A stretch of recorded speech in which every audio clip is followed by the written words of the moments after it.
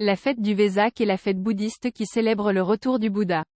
Celui-ci vient donner sa bénédiction sur la terre en présence de son frère le Christ et de l'assemblée de la grande fraternité de lumière, c'est-à-dire tous les êtres qui œuvrent pour le bien de l'humanité et la venue du royaume de Dieu sur terre.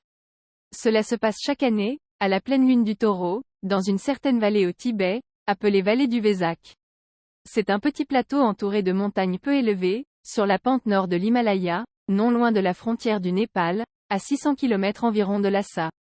Au centre de la partie sud de la plaine se trouve un énorme bloc de pierre formant comme un autel. Quelques heures avant la pleine lune, tous se réunissent dans la partie nord.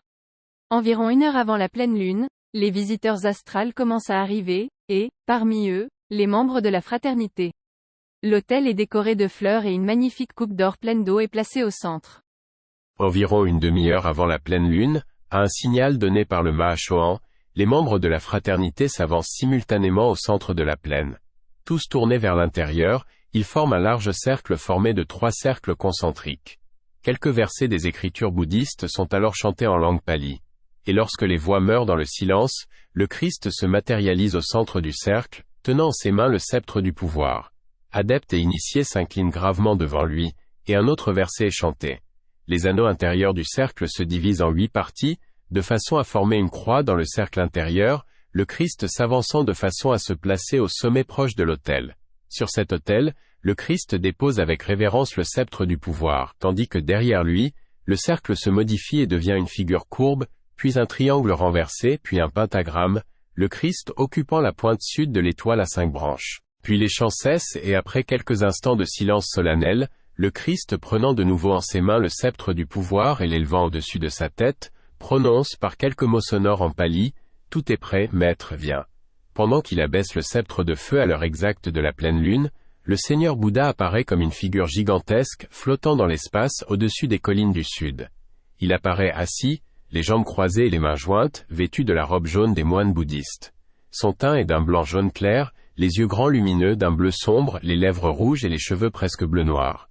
Les membres de la fraternité s'inclinent en joignant les mains, et la multitude derrière eux se prosterne la face contre terre. Après une courte prière, tous se lèvent et fixent leur regard vers le Seigneur Bouddha, tandis que la fraternité chante pour le bénéfice du peuple les nobles paroles de la Mahamangal Sutta. Puis le Christ saisit sur l'autel la coupe pleine d'eau et l'élève, la multitude qui s'était munie de vases remplis d'eau, suit son exemple. Lorsqu'il la replace sur l'autel de pierre, le verset suivant est chanté.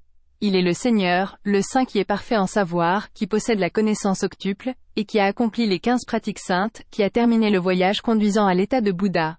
Le sans rival, l'instructeur des hommes qui doivent être soumis par la doctrine. L'instructeur des dieux et des hommes, il est le béni, le Seigneur Bouddha.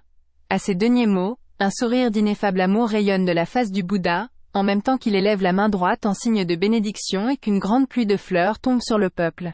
De nouveau, les membres de la fraternité s'inclinent. De nouveau la foule se prosterne et la figure s'évanouit lentement dans le ciel, tandis que la foule donne libre cours à son émotion en poussant des cris de joie et de louange.